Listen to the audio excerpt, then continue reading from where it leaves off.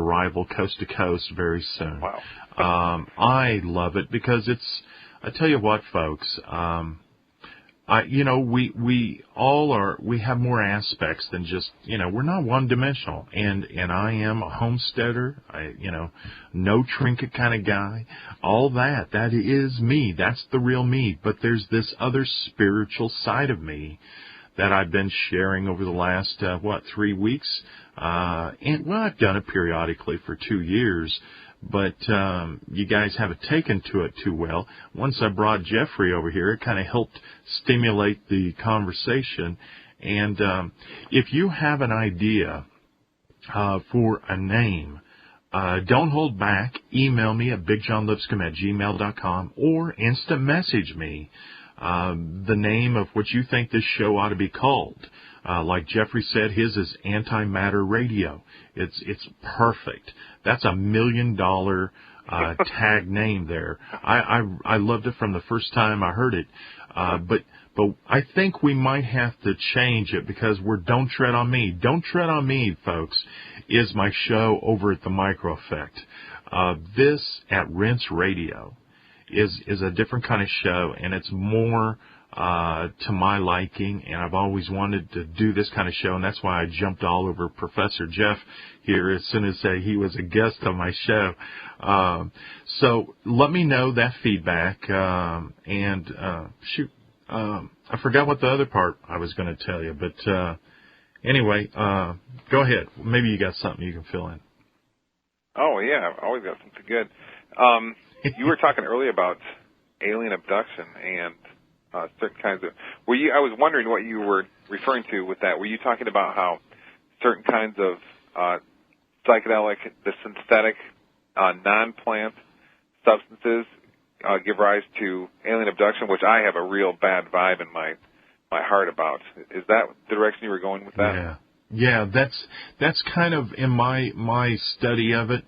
That seems to be the trend. I'm not saying it's always, but the synthetics seem to have this cold steel alien abduction vibe to it, and the more natural is more angelic, softer experience, more about love and truth and those things. But I still want to urge people that I also think on even maybe a grander factor in your experience is what you target. If you just go in there not targeting anything, who knows what you're going to come up against. If you target, hey, if you ask the Father for a fish, will he give you a stone? That sort of thing. Mm-hmm.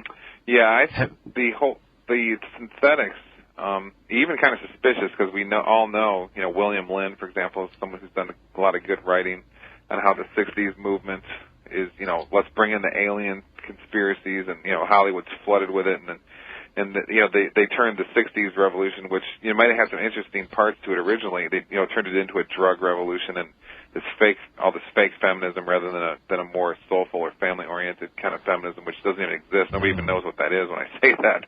People have no idea what I'm talking about. We just have this man-hating feminism, which stems from the 60s, and that's not very productive for the family and for society. But it does seem that, the whole thing was centered around psychedelics that are made by humans. I mean, that doesn't make any sense to me, and I was told by some listeners that movie Men Who Stare at Goats, that new film that's on DVD now, which I've not seen, but that apparently really pushes how, LSD is the some great spiritual answer. And from what I've heard, it is something that gives people experiences of horror often, with what's called the bad trip, where people can really have long-lasting negative, incredibly horrific and negative effects after. And I've heard that on the other substances that does not happen. So it's just interesting. I mean, you got to wonder, we have this divine creator that's created everything. Call him Yahweh, call him God, call it, call it whatever you want. And it's just interesting that these plants have been put here. I mean, just think about hemp. I mean, the whole civilization could be fueled off of hemp, yes. And then it's got this added thing where it's certain strands of hemp. If you smoke it, it gives you. I have not actually really ever smoked pot, if you want to, or hemp, if you want the truth, John. Kind of, and not exaggerating. It's, I tried it once in high school, and I think I'm allergic to it. It was just a horrible, nauseous experience. But it's just interesting that plants like this exist when I know that the whole universe has been intelligently designed. It's as if they've been put here for us to spiritualize ourselves and to run the civilization. I mean, the big oil, runs the civilization in many ways, and they make hemp illegal. Then we all have to get dependent on oil. And then, they drive the price up and down and all over the place, and they make all the other industries dependent on oil, from farming and textiles to plastics, you name it. Just is very clever the way this whole thing. I mean, it's so sophisticated. That's like Michael Tsarian has said. It's almost a good reason to just say it goes beyond the human.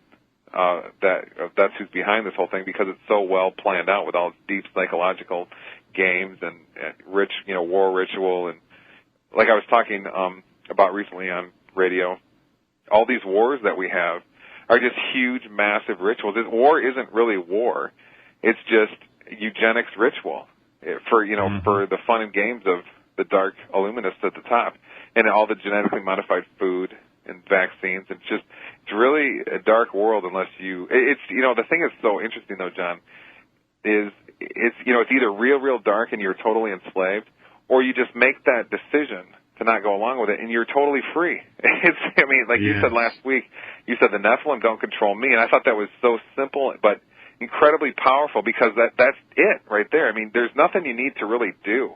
You just have to decide not to go along with it, and just, then shape your reality with your telementational soul, and then done. I mean, and you've gotten your freedom. So there's nothing difficult about it at all, and there's nothing to be really afraid of. Right. I kind of mentioned, I love it. I was kind of mentioning before the show that, if a guy is a little paranoid of police, that negative fear, he will be focused on it so much that every time he looks outside, there's going to be a cop car driving by. Everywhere he goes, there's going to be a cop car in front of him, passing him, or sitting and doing his radar thing, or pull up behind him. It's just that you attract whatever you're focused on, even if it's something you don't want. And, folks, if you focus on a reality that you are untouched or untouchable from evil, then just live that. I mean, protect your family with it and walk as though it is. Don't wish it. It has nothing to do with wanting. As a matter of fact, if you want it, and I did this show a long time ago, if you want it, that's evidence that you ain't going to get it, because you'll just continually manifest wanting it. You have to manifest. Know that you haven't. That's right. I tell you, that's the key, Jeffrey, is when I understood after a mystical experience, the most profound one of my life, was when in this experience, it was shown to me that faith is a stumbling stone, that everybody trips on that and they stay there, and it's the one step after. It's the knowing. And we all ought to seek that. Looks like we're at the end of the show. We'll see you tomorrow night. Thanks, everybody. Don't forget to subscribe to the Top 10 News Stories each day, and listen to show archives at Don'tTreadOnMe.tv. The guys will see you again tomorrow.